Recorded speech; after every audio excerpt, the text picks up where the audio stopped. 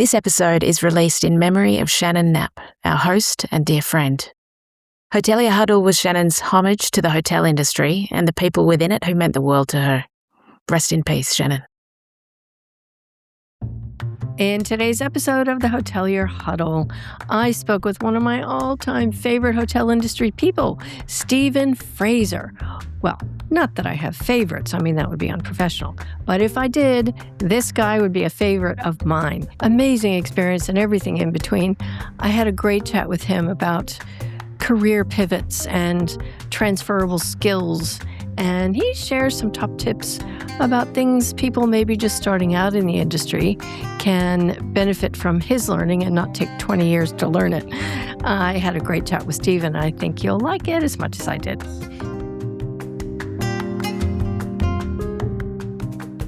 Stephen Fraser, nice to see you.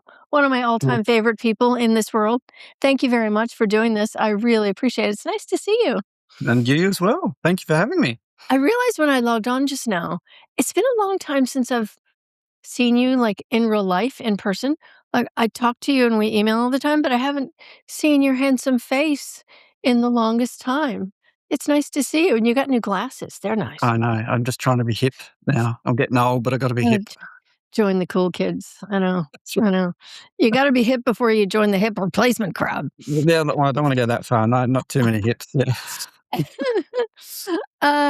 Right. So thank you so much for doing this and for joining the huddle today.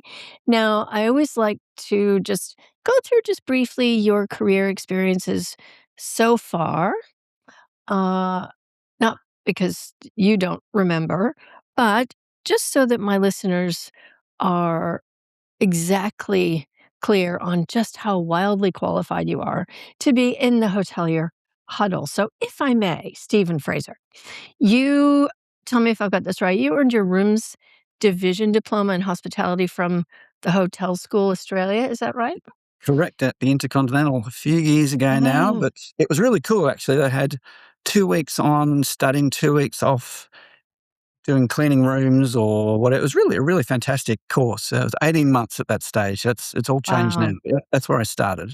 So they actually, I love the uni programs and hotel school programs that actually have the students out doing jobs amongst it in the trenches in hotels rather than just purely academic for the first 2 years, because it just makes such a big difference, right?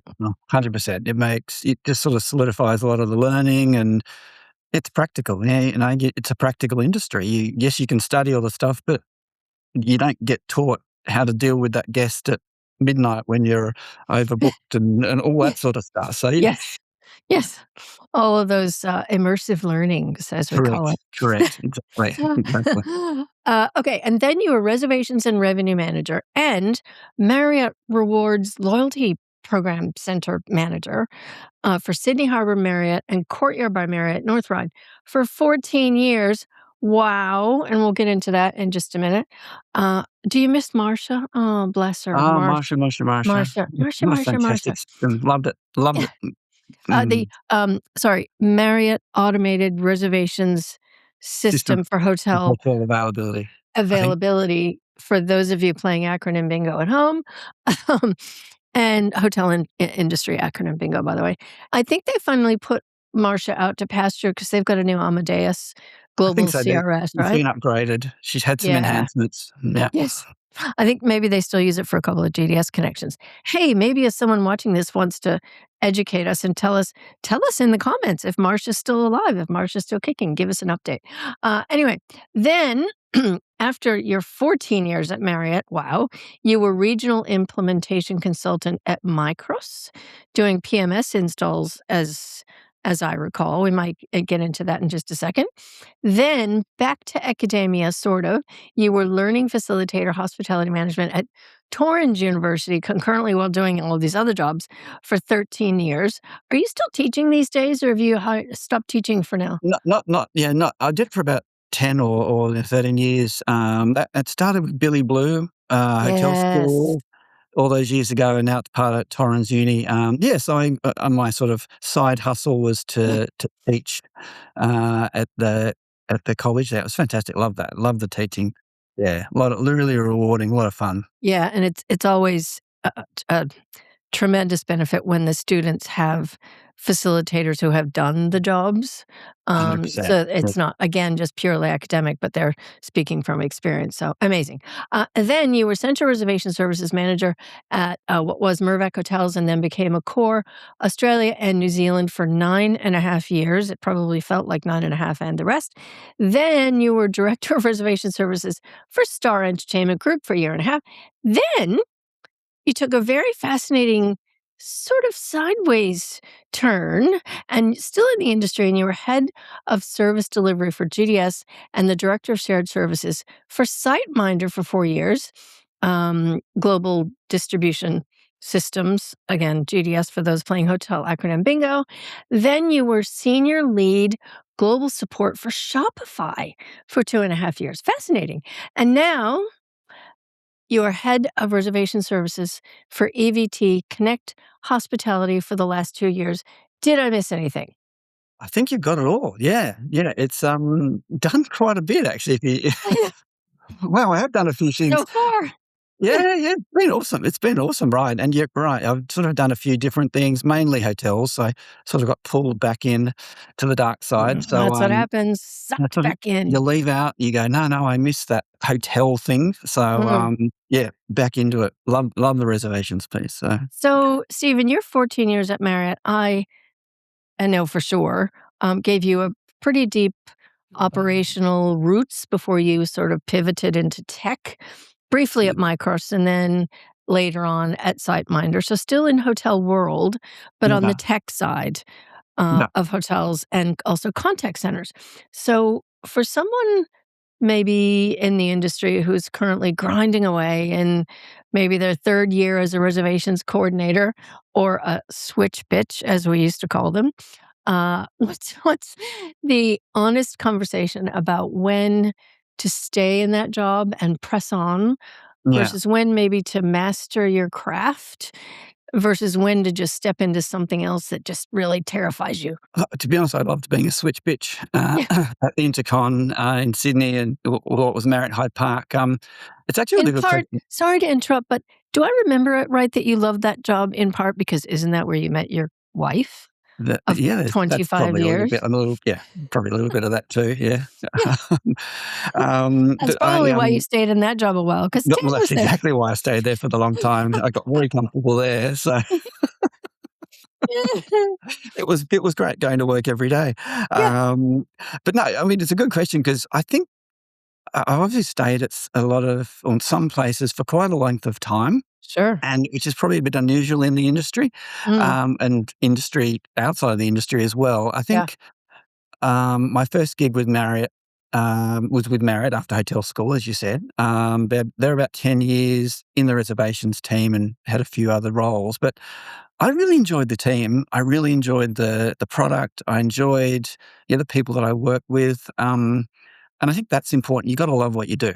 Yeah. And yes, I probably stayed there a bit longer and probably could have busted out and done some other things, but I could have traveled the world and done other things. And I did have some experience doing that. Like I Yeah, got you to, did. I mean, you had with, quite a bit of travel. You went to the US, I think, and to India, yeah, was I it? was in Hawaii and Yeah. the Marriott in Maui there, the Ritz Carlton actually. I was doing some revenue work there. So I mean, Very fancy. it was yeah, very nice, but and there was lots of opportunities, I think. But so I think to answer your question, I was happy. I found my space.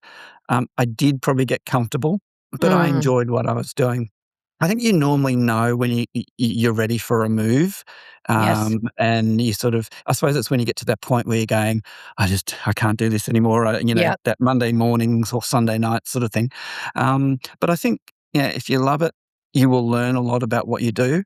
sure. And some people just are happy to do that job, and if you enjoy it, great, and it ticks all the boxes. Absolutely right, because I think in our industry, we need an element of the worker bees Yeah, that are yeah, happy to, press on and master their craft in yeah, the same or similar role for a long time because it gives us some stability in certain parts of the industry, right? So Yeah. we need those worker bees, and there's a high value on that. But then other people who maybe get bored or need to sharpen their skills or again do Yeah. something that terrifies them, we need that too.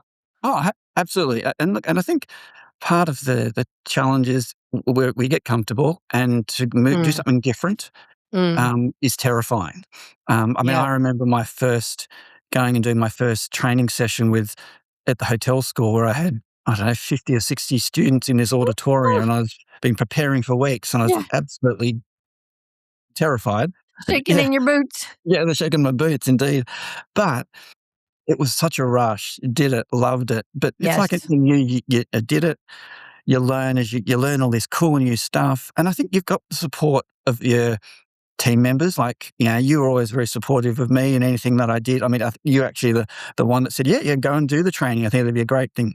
So Yeah. I had that support. Is as scary as it was, you just got to do it, give it a Yeah. crack, and you won't regret it. And if it's Mm. not the right thing to do, that's okay. Now you know, right? Yeah. So Now you know. the role I had at Micros as an installer, I really went there because I wanted to do training and stuff, and it was very technical, and that I learned very quickly that wasn't my thing, and that's okay. Yeah. And then the role came up with Mirvac to build the reservation center, so that was really important. But I think if you've got the right work ethic and you work hard, you do go over and above. Like, you really show a passion for it. You use your Yes. initiative. Opportunities will certainly come your way. People notice, and we all notice people that do that. Yes. And you sort of go, "Oh, okay. Yeah, okay, I'll keep an eye on you and, Yes. what happens down the track." So you've got your people that you're sort of looking out for. But I think if you're someone who's unsure about what to do, or you're not sure what to do next, I mean, have an honest conversation with your lead and Mhm. your manager, and just sort of say, "Look, this is what I want to do. How am I going? What am I missing, or what am I got? What do I need to do to get there?" And then I'm surely they'll hopefully work with you on a development plan or what have you, and then, yeah, you can get where you wanna go. But, yeah, I think just have a conversation with your lead is pretty key. Yeah, Cool. that's such an important point because I think a lot of people kind of fall into one of two extremes.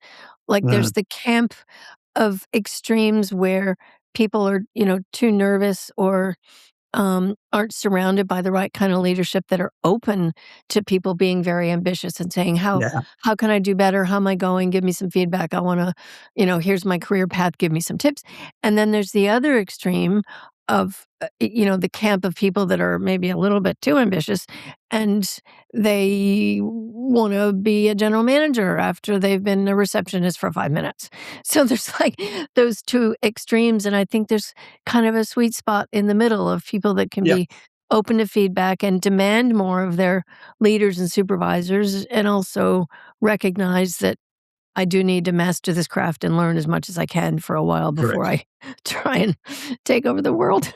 Yeah, yeah, yeah, exactly. I think we've all had those different sort of personalities within our Yes. business, and both challenging in their own different way. But I think, it's good to have both. If we're all the same, yeah, it wouldn't be as exciting, would it? So, No. And so, as I recall, your somewhat temporary, well, I mean, it was a year and a bit, but compared to your duration that you were in other roles, your somewhat temporary role at MyCourse, where, you sort of very much started to build your tech skills on the PMS side and implementation. Actually, as I recall, that was an instance where someone almost literally pulled you out of that role and onto something else, and I mm, remember that because maybe that was me, but, I didn't poach you because that would be inappropriate.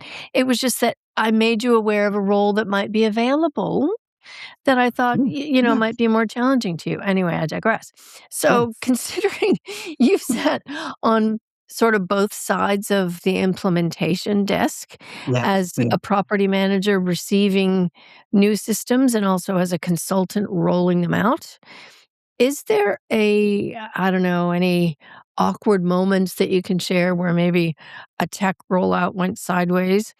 And, if something got really messy on either side of that, I don't know, did it teach you something about a gap between what a hotel's head office thinks hotels need versus what actually helps a hotel night auditor at 2 in the morning?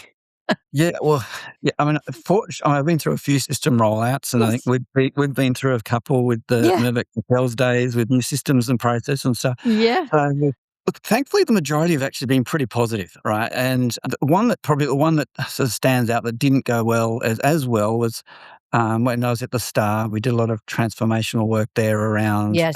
reservation services, and the Star was rolling out a new membership program, an update to their membership program, and, um, there was probably some challenges technically, system-wise, and sort of some conflicting goals and really expectations between different departments and so forth. So, a casino It's that always really really complicated in the gaming space when you have yes, gaming regulation, hotels, guests, loyalty profiles. It's super complicated environment, right? yeah, yeah, and it was a really interesting environment, because you've got the casino with the gaming piece, like, saying, "Okay, well, the hotel is there to accommodate our guests so they come and gamble." Yes. And then the hotel's like, "Well, we've got to act like a hotel, and we've got to yield and revenue, manage availability and, do all this Not sort of so stuff." So easy.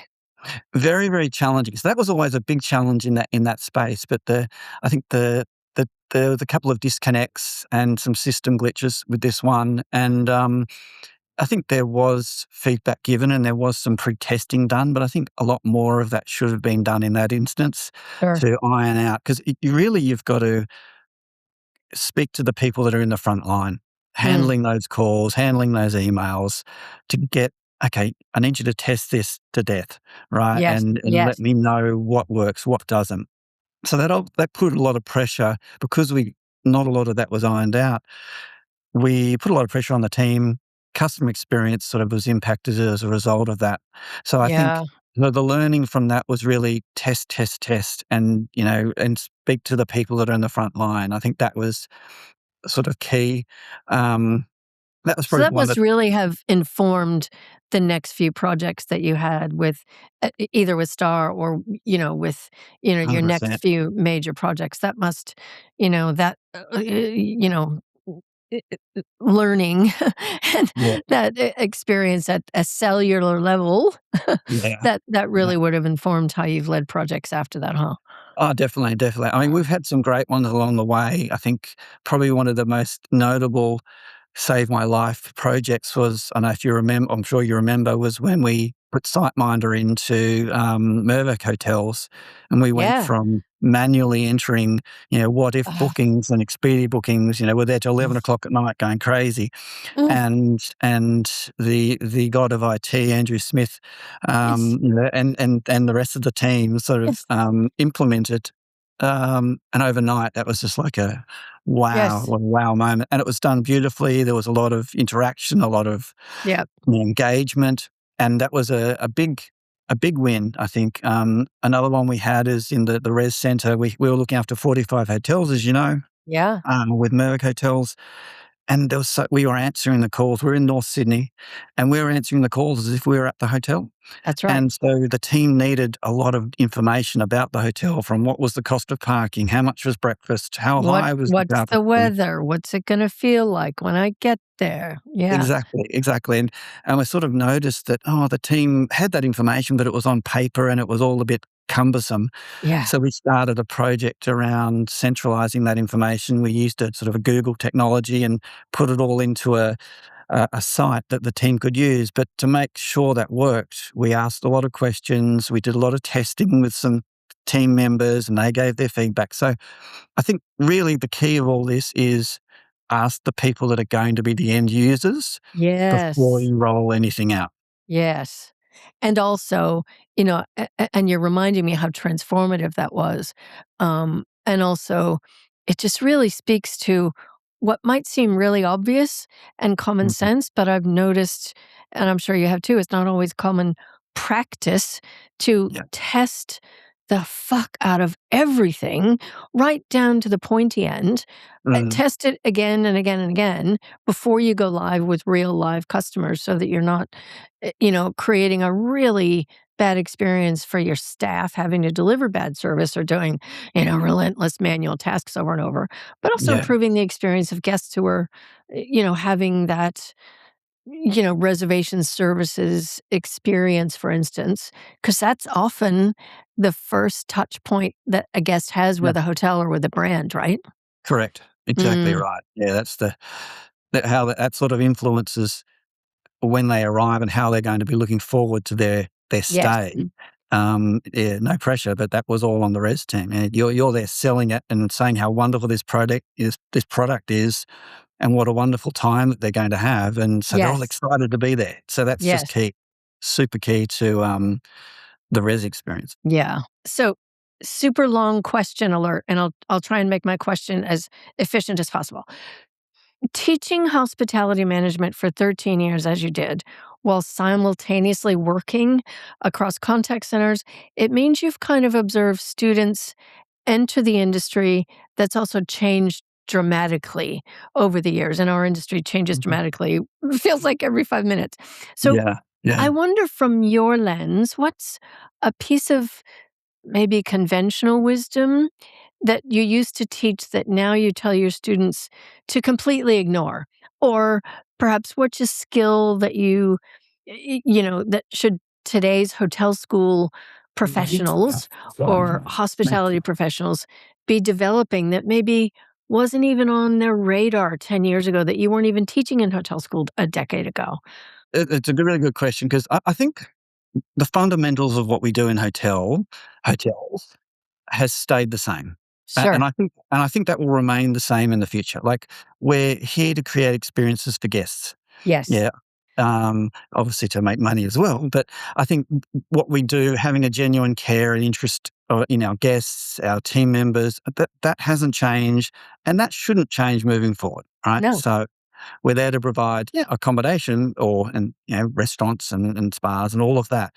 But we want people to have a good time and enjoy their stay with us. So that will not change. I think what's changing is the technology piece, that sort of sits in the background, which helps us support and make that magic happen. I love that. And it could be, all the talk about AI and bots, engaging customers, yeah, looking at automating processes behind the scenes. As you know, in hotels, there's a lot of admin heavy, Yeah. repetitive work.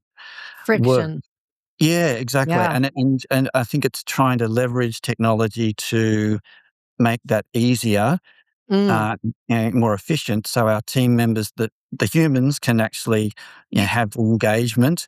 But it's also, some guests don't want that engagement. They want to be able to Sure. come into a hotel, bypass the front desk, Mm. get into their room, off they go. Bypass the humans altogether if they want. Yeah.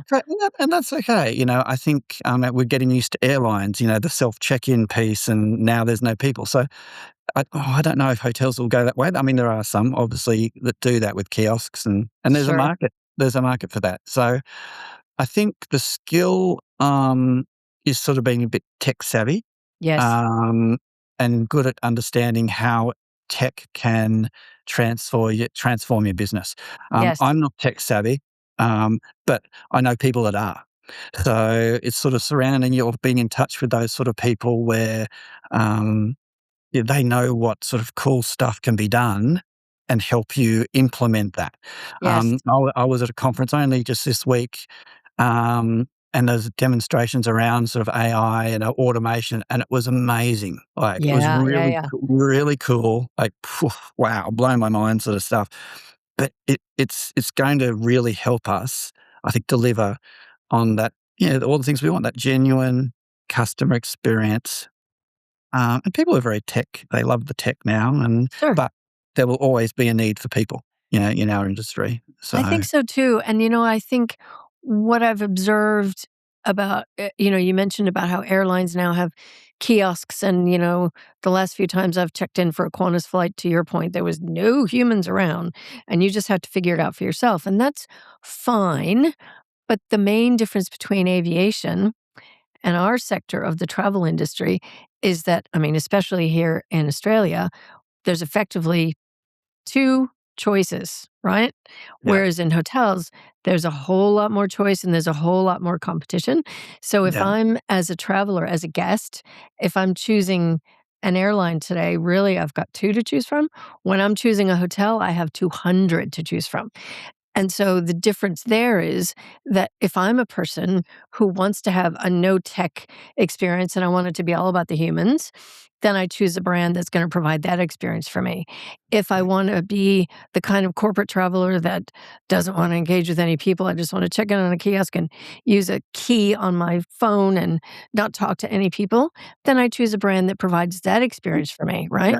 Yeah, exactly. Um, Yeah. and, the hotels, and I mean, I have a few clients that are doing this really well, is that they cater for all of those segments. And Yes. that's the magic. Even in voice reservation services like you're providing now at EVT and even at Marriott, there's something to be said for providing the kind of experience that suits all the segments. So, Yep. Yeah. I don't know if you're able to do that at EVT now, but if you have customers that want to make a booking on a bot, by email, talk to a human, call somebody, God help us send a fax, send an email. However, guests want to interact and transact with us. Yeah. Shame on us if we don't provide that type of service and maybe steer them toward booking online because that's the cheapest way we transact and that's the most seamless way. But I just feel like shame on us if we don't provide Options. however the Mm. type of service that each segment and each type of traveler wants to transact with us. Do you think? 100%. Yeah, no, absolutely, and there's not probably one brand that does all that, but No. you're right. I think you've gotta give if we can give people options, or we have to, we're going to have to, that's where the sort of the competitive landscape is. Competition. We're still gonna need the people to provide that genuine Yes. customer experience, and I think that will never change, but yeah, you're right. All this tech that's coming, it's fascinating, and EVT is, I think, well advanced in that way, in that Mm. respect. So it's a really, yeah, it's going to be really exciting to see how that sort of transforms what we do, and then a lot of it probably in the back end, Yes. to make that front end experience much better. So on the service culture side, when I think about your experience starting out in a luxury harbor view at the Marriott to the maybe fast-paced chaos of a Shopify support center, you've experienced vastly different service cultures, right? So I wonder what has maybe surprised you about leaving traditional hospitality? And then maybe what did you bring back once you were sucked back in where you belong, back to hotels? What did you bring back that maybe you couldn't have valued without that brief detour into tech at SiteMinder or Shopify? Um, well, as we know, hotels are sort of known for their customer experience. Sure.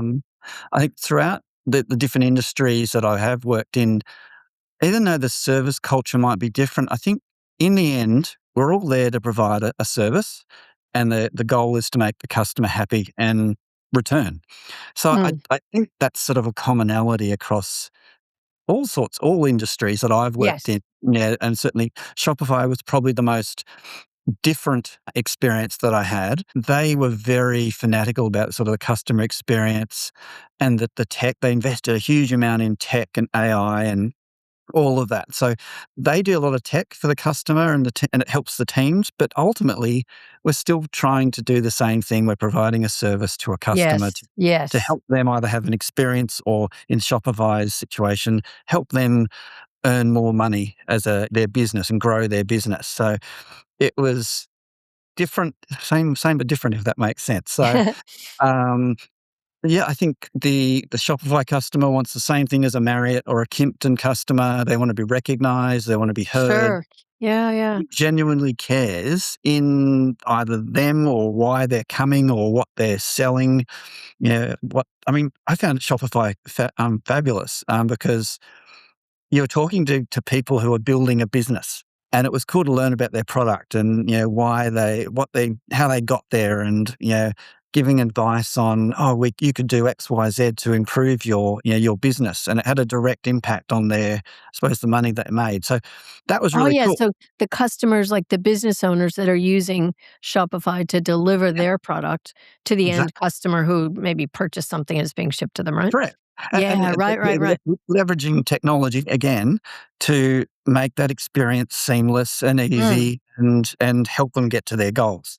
No different to hotels. Yeah, we're using technology, and I think Yeah, ultimate, as I said, same thing. I'm sort of keen with my role here at EVT is to explore how we can continue to leverage that technology. And as I Mm, said, it's really exciting what's coming. I'm really looking forward to it. But yeah, I think across all sort of, even SiteMinder, we were talking to hoteliers.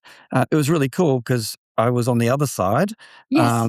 yeah, and talking to hoteliers about how, we could help them improve their business. So that was really cool as well. So it was sort of like going from hotels to SiteMinder was sort of similar, and there was a similarity around Shopify, even though it's retail. Technology is really the piece that I've sort of probably valued a lot, learned a lot more from working in SiteMinder, very tech Yeah.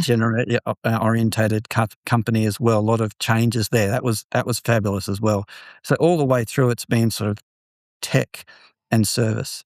Something that I think you and I both have in common is that sort of joy and satisfaction we get, whether we're on the hotel side or even on the tech side, in providing hoteliers and owners with ways to be more profitable. And I Mhm. know, like, people get a little bit nervous and queasy about mentioning profit, as though profit and making money is like, profit is a dirty word, and it's not. Like, unless you're working for a not-for-profit or a charity, which I have never have, but profit is not a dirty word. And all of Mm, this tech and improving the guest experiences, yes, it is all about providing better experiences for people to have jobs that they enjoy and earn a living.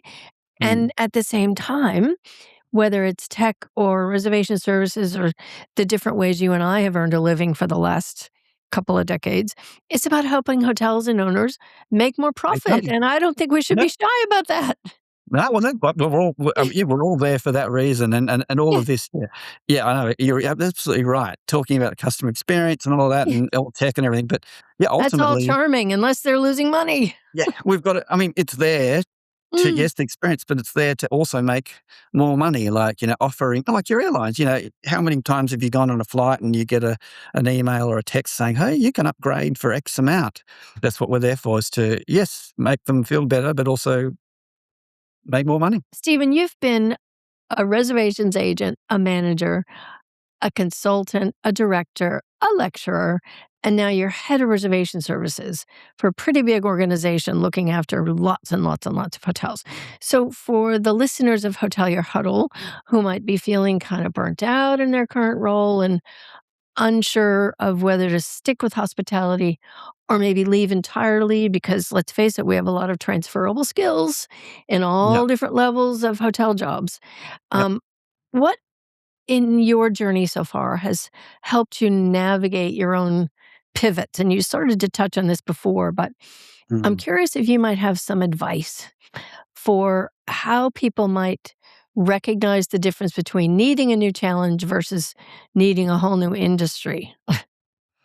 Yeah, that's an excellent question. It's because a lot of what's happened with me, I mean, as you know, I've changed a few times. So Yeah. the move to And each of those SiteMinder, roles has served your next role very well. 100%. Both the probably your SiteMinder and Shopify opportunities, it came a bit out of the blue. At that stage, I was ready for, in both instances, I felt ready for the next change. I felt that I'd Yes. done all I could do in the roles that I was in. Like at the start, we did the big transformation piece there, and I thought, okay, well, I've done, in my mind, these are the things that I wanted to achieve, and we were able to achieve that. And so I was enjoying what I was doing, Mhm. but I was sort of keeping an eye out to see what else was out there. And then obviously the SiteMinder gig popped up, and that was fantastic. Loved it, absolutely loved it. And then, yeah, same thing with SiteMinder. I was there for a number of years, and I thought, okay, I've achieved what I wanted to do. I Yes. still enjoyed the role, loved Yes. the people, but then the Shopify piece came up, and that Yeah. came up through, and a lot of these roles, as we all know, come up through contacts and who you Yes. know. And SiteMinder was no different. I think you sort of said, "Hey, there's a role here at SiteMinder you might be interested in." Yes. So Yes. then, I went over there, and Shopify was through another, ex-manager that I'd worked with as well. So opportunities sort of came my way, and I think that's what happens if, as you move through, and Yes. you've got your contacts and your network of people. Um, I don't know, with changing roles, you get a you've done certain things and then, "Okay, well, I'm ready." You know when you're ready to go. I mean, I think the big telltale sign is if you're waking up on a whatever Sunday, Monday morning and dreading going to work, that's probably an indicator you need a new job as well. Yes. But Yes. but Yes. for the whole, I think, like you said, the skills that we have are really transferable, across all industries. Um and you've got to try different roles to see if they work or not. Like I was talking about was it Fidelio, Micros Fidelio, Micros role. Yes. That wasn't what I thought it was going to be, and it wasn't for me. No. But I tried it, and okay, I've done that. I'm good. I'll never wonder whether I should have done that. So I think you've got to try different things, and it will eventually lead you through to where you need to go. But I think having the right having your network, and the support there definitely helps, whether to change or not. And I think if you get an opportunity to change outside of the industry, give it a go. Why not? Yeah. Can't hurt, right? So, I was very thankful of the opportunities that sort of out of industry. SiteMinder was sort of out of industry. Shopify was totally out of industry, Yeah. but it was, yeah, I don't regret the move at all. And now back here with EVT Connect Hospitality, it's fantastic. So, yeah, loving it. Yeah, you said something really important then about contacts and relationships and knowing people. And what I've noticed in 15 episodes of this Hotelier Huddle podcast so far is that the one through line for almost everyone I talk with that has been in the industry either for a year or 30 years or people that are retired is that the best opportunities that they got for promotion and even, a sideways promotion or the next role has almost always been because someone knew them, Mm, someone trusted them, someone liked them, someone remembered work that they did 2 jobs ago, yeah, and, and this is something that I know about you and your career so far, is that, you have to be the guy that everyone wants in the room. The guy that doesn't panic when things go to shit. The guy who, knows how to solve problems and works hard, but actually really enjoys the work. right. And, if you're known as a person who works hard, doesn't panic, enjoys the job, but still has a lot to learn, people are going to seek you out. I mean, I know that because I've sought you out at 2 or 3 different companies and gone, "Oh, I know someone who can do this. Oh, Bring I up got it. Stephen." Yeah. Oh, I got it. Yeah, yeah.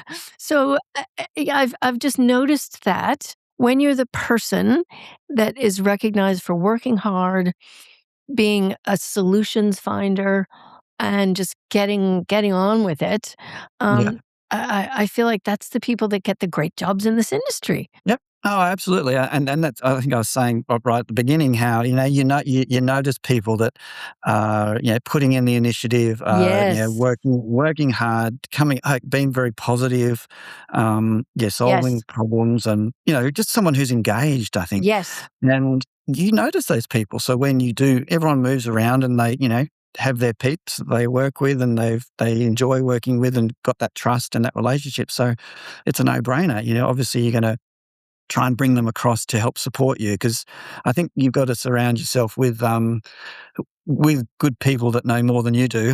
Yes. So I mean, I certainly don't know everything, but like in a number of my roles, and even here at EVT, I've got some fantastic people that I work with who are super smart, Yes. and that's the piece. You surround yourself with good people, and and keep those relationships and that network together. But yeah, people notice for sure. Is there a specific skill, perhaps, or maybe even a habit that you developed along the way that maybe you wish you'd had from day one? And I don't know, maybe something that someone listening to this conversation can develop it quickly without waiting 20 years. Well, I think I think I've got a couple of those, but I think the key one that's always seen me through is to have a positive outlook and a positive Mm, attitude and a sort of solutions driven yes. sort of mentality. stuff goes wrong all the time, but it's, Yeah. there's all sorts of exciting things that have happened in my sort of career, and it's how you react. And okay, well, we can do that. Let's sort that out, and we'll work it out, and let's just get the customer looked after. It's just really trying to find a positive outcome, because there's always a way to do something. That's probably key for me.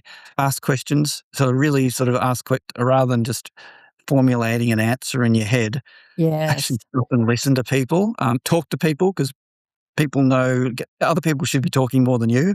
So you're getting all the information you need. So sort of listen to what people have to say and take that on board. And as I said before, surround yourself with good people is probably the sort of the three, but the positive one, number one for me. Yeah, it's such good advice, and I think the perfect balance there is still being positive and solutions focused, but that doesn't mean you shouldn't call it out when you see something that just ain't right. Yeah. And if you notice something that's broken or isn't going to work or down the road, this procedure for checking in a guest on this package with these inclusions is going to fall apart at the front desk because I've been there and I've seen ABC. So, Mhm. you can still call things out and improve things, but still do it in a positive solutions focused way, right? Like 100%. we still can say when something's broke, but Yep. it's how you Yeah. approach it, right? Yeah, exactly right. No one wins if someone gets all cranky and throws their toys out of the cot. So I think, yeah, all work together, be positive, and I think you'll fix whatever needs to be fixed. I love that. Okay, a final toast, Stephen Fraser. We Yes. close every episode of the Hotelier Huddle with this final question, which is final toast. If you are raising a glass, which I'm raising my glass of double espresso French vanilla iced coffee today because it's a bit Ooh, early for my Rev Partini. If you're raising a glass to celebrate hoteliers everywhere, what would your toast be? my toast would be to all I think the amazing people I've met along my hospitality journey, and there've been many, Yeah. and I've had some amazing mentors, including yourself, Oh, along the way, and I really appreciate the guidance and support all of those people that I've sort of met along the way. Yeah, so it's cheers to all the fabulous people that I've worked with. cheers to that. I love it. Thank you, Thank you. thank you. Are you sure that's not a martini? A No, it coffee isn't. tini? I promise you. It's a double espresso French vanilla iced coffee. I promise. That's a bit too fancy. Yeah, Thanks for that. And I appreciate your generous comment that I've been your mentor. But let's face it, I've learned a lot from you over the years than you've learned from me. But we'll just leave it at that. Thank you very much, Stephen Fraser, for joining the huddle today. I my really pleasure. appreciate it. Thank you so much. Thank you for having me, and lovely to see you and lovely to chat. So thank you. Thank you. Bye.